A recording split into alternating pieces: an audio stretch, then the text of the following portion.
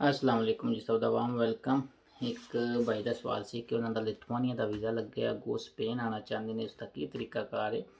तो दूसरा, स्पेन के पदरोन के की मसाइल ने, अगर किसी को बंदे को यूनान के पेपर ने और आके स्पेन च पदरोन करांदा है तो उसका को की मुस्तकबिल होगा।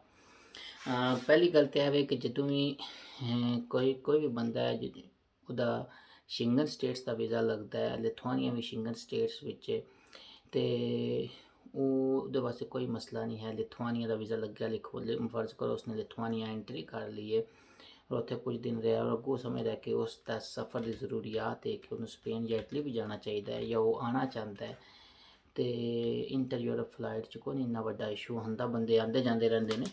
और क्योंकि वो वैसे भी वैलिड वीज़ा होना है तो वो चैकिंग तो नॉर्मल कोई नहीं होती, लेकिन अगर बाई चांस को बंदा पूछ ले या भेजना चाहे भी तो वीज़ा होएगा तो ਉਹਦੇ वास्ते स्पेन उतों आना, लिथुआनिया तो फर्ज करो माद्रिद की या बार्सिलोना की फ्लाइट करांदा है तो कोई इशू नहीं होगा। इत्थे भी कोई खास चैकिंग इंटर यूरोप फ्लाइट तो नहीं होंगी, क्योंकि वैसे भी बंदा जैनुअन है, जो बंदा जैनुअन होंगे तो उसके वास्ते कोई इतने बड़े मसाइल पैदा नहीं होंगे हैं, वो ईजिली आ सकता है। क्योंकि वैसे भी उस बंदे को शिंगन का वीज़ा लगे है तो स्पेन वैसे भी उस वीज़े से स्टे कर सकता है, तो वह कोई बड़ा इशू नहीं होंदा है, वो आके फ्री घूम फिर के वापस भी जा सकता है।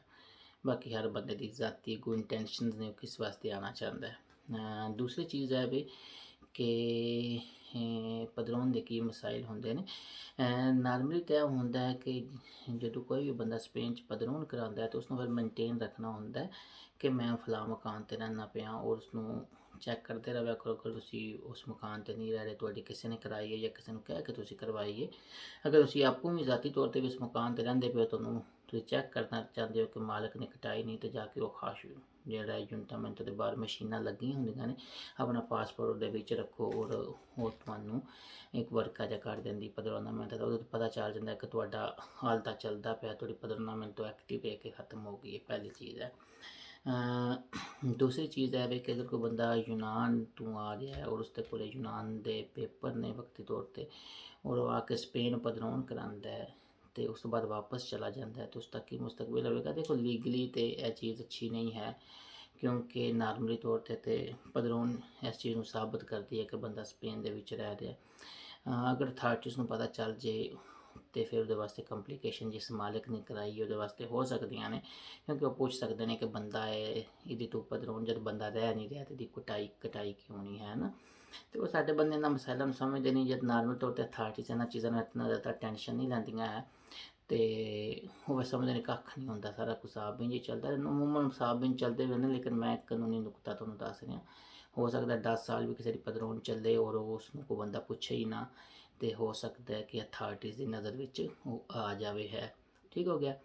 मैं अगे भी एक वीडियो बनाई सी है कि भाई ने यूनान के पेपर चेंज कराना चाहते थे, उस तो बाद पुछते सी कि उस तो बाद कि मेरे वास्ते ऑप्शनस होंदियां ने।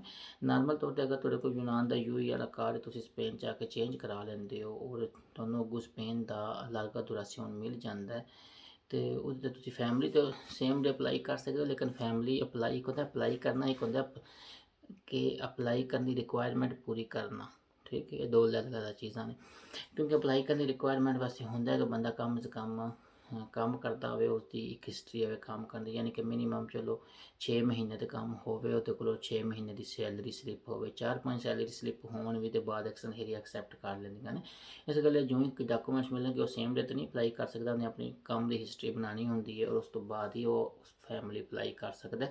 फिर सारी बात उन्हें मकान भी लैना है, पहले मकान पास कराना है, ये भी एक बहुत वड्डी हैडेक है। अगर तुसीं किसी वड्डे शहर च रहिंदे हो तो मकान लैना भी अजकल बहुत औखा होया है। छोटे पिंडां टाइप छोटे शहरों थोड़ा जिहा ईजी है, वड्डे शहरों च बहुत मुश्किल है। फिर जिस हिसाब की तुसीं फैमिली मंगानी है उस हिसाब का मकान मिलता है कि नहीं मिलता, छोटा मकान है तो चाहे वो पास ही ना करन है, तो वो सारी रिक्वायरमेंट मीट करके लियाना बहुत लेंथी प्रोसेस है और टाइम बाउंड है और टाइम लगता है। ठीक हो गया जी।